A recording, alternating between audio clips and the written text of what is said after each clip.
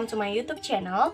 Aku Keiko Najibah dan di sini Kay pengen sharing-sharing aja sih sebenarnya tentang pendapat Kay mengenai dunia perkuliahan, khususnya di bidang kontroversi antara pemilihan PTN dan PTS. And yeah guys, perkenalkan, Kay merupakan salah satu siswa di SMA Negeri 2 Padang Panjang, salah satu kota kecil di Provinsi Sumatera Barat. Dan tahun ini Kay udah tamat nih sekolahnya dan pengen melanjutkan pendidikan ke jenjang yang lebih tinggi. Dan Kay pengen cerita tentang pengalaman Kay dalam mengikuti beberapa seleksi untuk masuk perguruan tinggi di Indonesia. Dan mungkin bisa jadi referensi dan sedikit berbagi tips untuk kalian angkatan selanjutnya dalam mengikuti seleksi masuk perguruan tinggi bersama.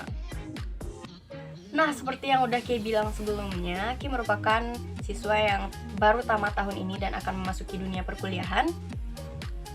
Kay di SMA itu jurusannya IPA, dan di seleksi SNMPTN atau SBMPTN, Kay memilih untuk lintas jurusan karena ada beberapa pertimbangan, yaitu dimana Kay menemukan passion Kay yang baru dan lebih cocok ke arah sana. Dan ini juga salah satu tips buat kalian yang nonton video ini, nggak usah deh lintas jurusan, kecuali nggak ada salahnya sih kalian lintas jurusan dengan persiapan yang matang gitu. Jadi jangan sekali-kali lintas jurusan dan menganggap remeh jurusan anak IPS, itu bener-bener salah. Nah, untuk masuk perguruan tinggi itu ada berbagai jalur. Secara umum itu dibagi 3, ada SNMPTN, ada SBMPTN, dan ada mandiri. Nah, kebetulan Kay berkesempatan untuk mengikuti SNMPTN. Seperti biasa, Kay ngambil jurusan IPS alias lintas jurusan. Dan di situ Kay udah cari di berbagai referensi, apakah bisa nggak sih anak IPA ngambil jurusan IPS di SNMPTN itu. Dan ternyata bisa guys.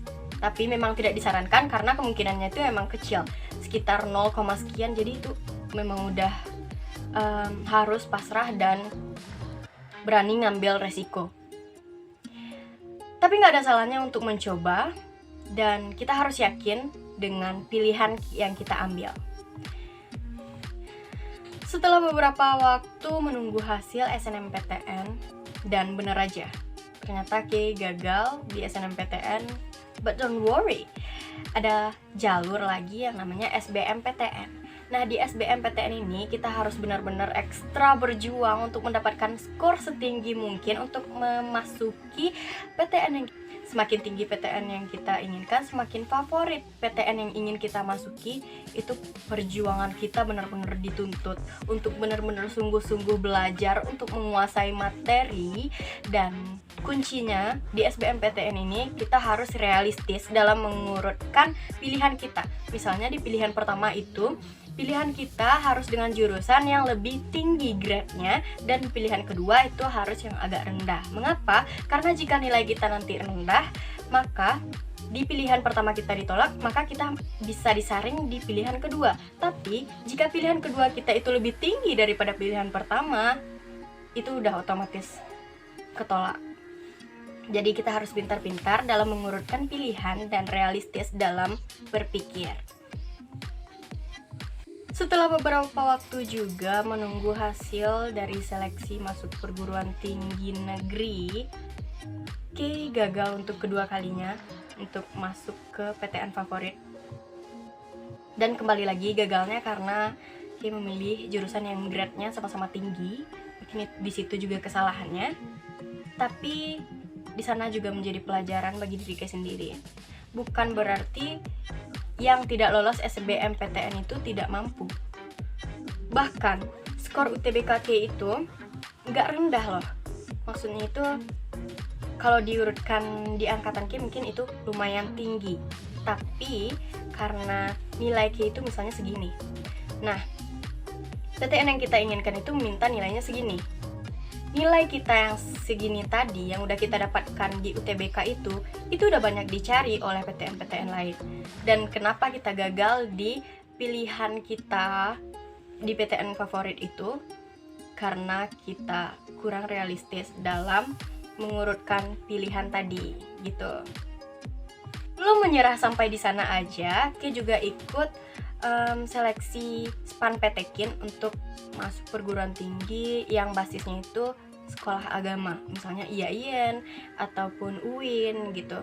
Dan Ki milih waktu itu di UIN Sunan Ampel Surabaya, jurusan Komunikasi dan Penyiaran Islam dan juga bimbingan konseling.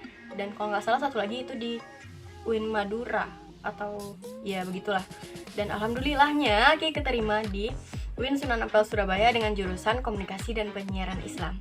Tapi nih, karena beberapa pertimbangan lagi, dengan mempertimbangkan banyak hal terkait keluarga dan nasib sendiri juga, akhirnya Ki memutuskan untuk tidak mengambil UIN Sunan Ampel Surabaya. Tapi itu kembali kepada diri kita sendiri lagi, karena kita yang akan menjalankan, maka kita harus nyaman dengan pilihan kita sendiri. Karena itu akan mempengaruhi masa depan kita, sangat-sangat mempengaruhi. Setelah mengikuti SPAN-PTKIN, SNMPTN, dan SBMPTN, ada satu jalur lagi nih, namanya Mandiri. Nah, di Mandiri ini kita memang agak mengeluarkan biaya untuk perkuliahan kita ke depannya, tapi kita memilih dan memutuskan untuk tidak mengikuti jalur Mandiri dan langsung mengikuti jalur untuk masuk ke perguruan tinggi swasta di Kota Malang, Jawa Timur. Banyak orang yang beranggapan bahwasanya PTS itu diperuntukkan untuk orang-orang yang udah nggak ada jalan lagi, untuk orang yang nggak mampu, untuk orang-orang yang nggak ada masa depan dan susah cari kerjanya. Padahal guys, menurut Ki, yang membuat kita itu susah cari kerja atau masa depan kita itu adalah kita sendiri. Mengapa? Karena kemampuan dan skill yang kita miliki itulah sejatinya yang akan menentukan kesuksesan seseorang. Bukan tentang PTN atau dimanapun dia kuliah, dimanapun dia menuntut ilmu. Yang penting adalah cara berpikir realistis dan bijaksana dalam mengambil keputusan, guys.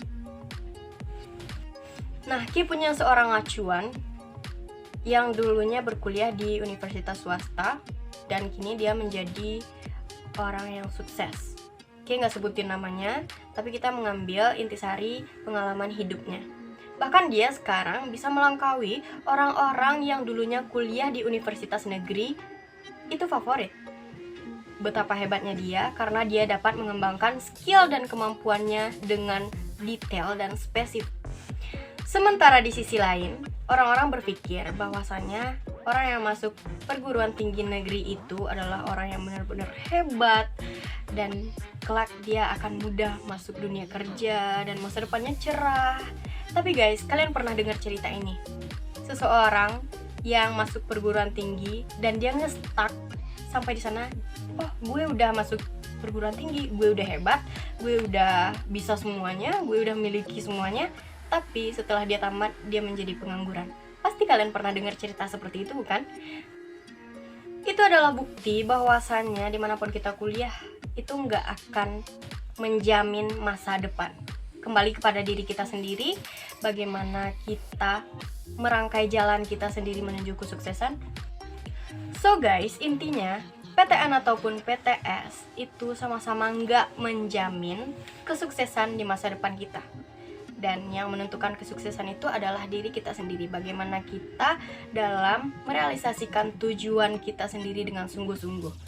Kuliah untuk kerja. Nah, itu salah satu opini dari publik yang digiring hingga saat ini. Dan itu benar-benar nggak bisa kita salahkan. Karena saat ini banyak lapangan pekerjaan yang bergengsi mayoritas meminta gelarnya harus tinggi.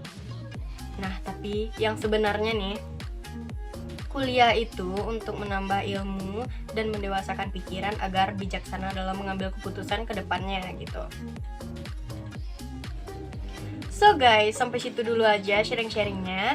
PTN ataupun PTS itu nggak menjamin kesuksesan kita.